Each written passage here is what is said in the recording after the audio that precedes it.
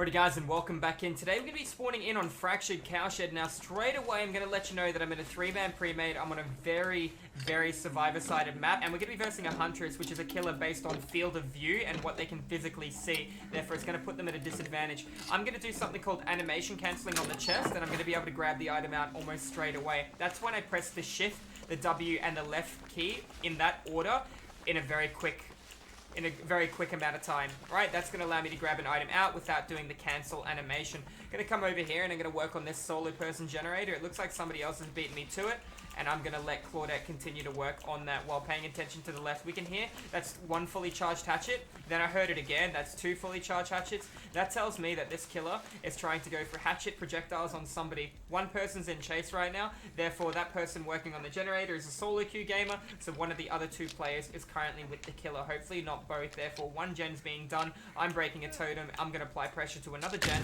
And then we're going to find out where the killer is and what the killer is currently doing. Working on this generator myself in the middle of the field will take me 80 seconds to do. However, the good news about completing this generator is that it's in the middle of the open, the killer's 110% movement speed, and she can't get around the board at a quick rate. Therefore, this is going to force her around a poor rotation around the skirt of the map. This is going to take her a longer period of time, giving us a bit more of a tactical advantage. It's also going to allow us to use the swinging cows to be able to utilize a much stronger jungle gym against this killer. Yet again, Claudette is more than halfway through her generator. She should be getting completed in the next 10-15 seconds, depending on if she was being bothered by the killer. That should be completed. I will be completing this gen. That was the other teammate who's not with the killer. Therefore, 3 different people on 3 different generators, putting this killer in a very awkward situation. This is yet again, like I always say, where time management comes into the equation.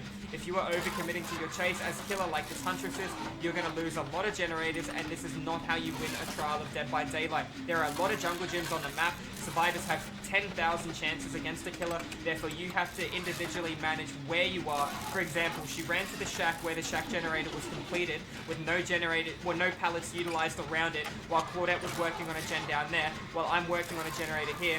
There was no reason for her to go to the shack when the gen is already done. I can see a totem there. I'm taking information. Now the reason everything there was lit up was because one of my teammates is currently using a rainbow map, and they've got track belongings for the allies. So I'm going to come over, I'm going to break it. It's a dull totem. It's not going to matter too much, but we're going to get rid of the killer belongings now. We're in a pretty good spot. 2 gens done. Nobody's been hit. Killer's in chase with a solo queue gamer. We'll see what happens here. I can work on that generator, which will lead to a 3-gen strat, but what do you think right now is currently happening from my allies? If I didn't think any ally was working on a generator right now, I would not complete this generator. Based on the fact that the killer has only hit one person now, I believe that there's going to be pressure on different objectives right now. Based on that alone, I'm going to apply pressure towards this generator and not leave it to prevent a 3-gen strat. One generator is completed, like I predicted. I am holding onto my toolbox. You'll notice I'm thinking that's going to be a better play. I know where both doors are. I saw the door down there. I see the door here. Right now, I'm taking information of any jungle gym or any pallet available that I'm going to have against the killer. I have one pallet against her, which is going to be okay. I should have a pallet near that water tank that we can see, that pink water tank as well. We're going to just keep working through this generator, and we're going to see where we go from there. The solo queue gamer is still being chased by the killer. I see no lit totems on the rainbow map. They're giving me information for the rest of the trial. I'm going to just keep applying pressure towards this generator right now. We have another teammate coming in, looking at the skies. Good morning, Claudette. We're going to keep working on this gen. That's the person with the rainbow map that we were talking about prior to the current situation we're in. Let's keep working on this generator. Right now, it's almost completed. It's not going to take long. Now we're going to have to hope. That guy managed to lose the killer and get healed. Therefore, the killer has one generator left, and the killer hasn't done any hooks. This killer is in a very awkward situation, and I think adrenaline's going to pop before I'm able to run towards the generator that needs to be done. We got one to the right, we got one there and one there. Teammate has been hit. I'm going under the assumption one of these gens is nearly done, so I'm going to run right past that gen that hasn't even been started, and I'm going to check on these two here. We can hear the lullaby, we can see the crow respawn and despawn, 20 seconds on a respawn. Keep that in mind. Despawn tells me somebody is here. Looks like the generator is chugging at a pretty decent rate. She's going to see my scratch marks. Not like she did too much about it. Let's see if she has Ruin. She doesn't have Ruin. Now's a perfect opportunity for me to put the toolbox into this generator as well. She manually regressed it. Other player has been healed. I will have access to adrenaline. Claudette was here too. He sees that I've already came in towards it. If I do take a hatchet from the killer, we can also adrenaline away, providing we time it correctly. Got another teammate coming in. Looks like the killer has rotated too far away to check on one of the other generators, and that's put them in a really awkward situation.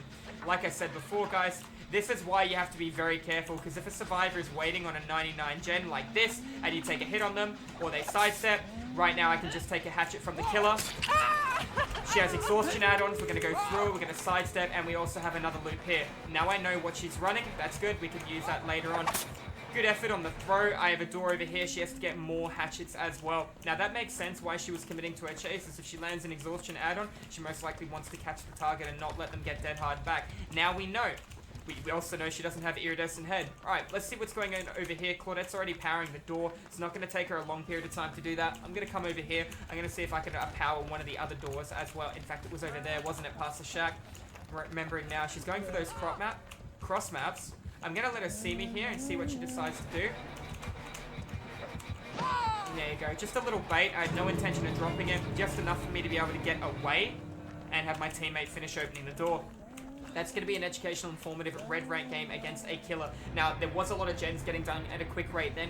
This should show you, if anything, why corrupt intervention is important, why split pressure is important, why getting a hit or a pallet in 15 seconds is crucial to your success as killer. If survivors decide to divide and conquer, like the solo queue Claudette was doing as well, if the survivors decide to divide and conquer, it's going to put you in a really awkward situation for your mid to late game. I didn't even think that killer walked away with one hook, even though she had exhaustion add-ons on the Huntress.